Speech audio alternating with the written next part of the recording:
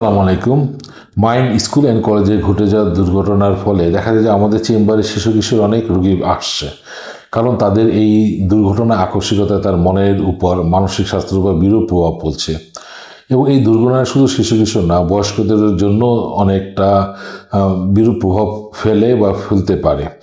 আসলে বয়স্করা তো যারা এই বিরূপ প্রভাবের ফলে তাদের মানসিক যে সমস্যা তারা সেটা শেয়ার করতে পারেন, কিন্তু শিশুদের ক্ষেত্রে কি এটা শেয়ার করা সম্ভব? তারা কিভাবে বলবে যে তাদের মনের কি বিরূপ প্রভাব ফেলছে এবং তারা এটা কিভাবে আক্রান্ত হচ্ছে? দেখা যায় যে ভুক্তভোগী, বন্ধুবান্ধব বা অথবা টিভিতে দেখে তারা দেখা যায় এর উপর মানসিক স্বাস্থ্যের উপর বিরূপ প্রভাব পড়ছে।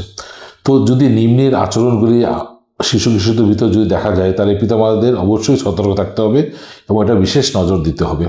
এর মধ্যে উল্লেখযোগ্য লক্ষণগুলি হলো যে ঘুম কমে যাওয়া, অতিরিক্ত উদ্বিগ্নতা, দুশ্চিন্তা, চুপ হয়ে যাওয়া, আচরণের পরিবর্তন, হঠাৎ করে দেখা যায় রেগে যাওয়া বা কথা কম বলা, বা মুড চেঞ্জ, দেখা যায় যে কান্নাকাটি করে বা সব ভয় উদ্বিগ্ন সবসময় থাকে এবং একা থাকতে পছন্দ করে। যদি এই আচরণগুলি আপনার শিশু কিশোরদের মধ্যে দেখা হয়ে থাকে, তাহলে অবশ্যই একজন মানসিক রোগ বিশেষজ্ঞ শরণাপন্ন হওয়া জরুরি। এবং আসলে এই রোগ থেকে পরবর্তীতে শিশু কিশোরদের কী কী রোগ হতে পারে সেটাও একটা ধারণা দেওয়া যায়। যেমন এখন stress disorder, post traumatic stress disorder, panic attack, panic disorder, adjustment disorder এবং অ্যাংজাইটি ডিসঅর্ডার মতন রোগগুলি হয়ে যেতে পারে।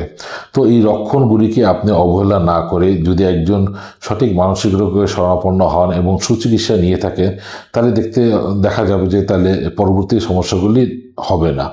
তো মানসিকভাবে ভালো থাকার জন্য শিশু কিশোরদের আচরণগুলি লক্ষ্য করুন এবং ভালো থাকুন। ধন্যবাদ।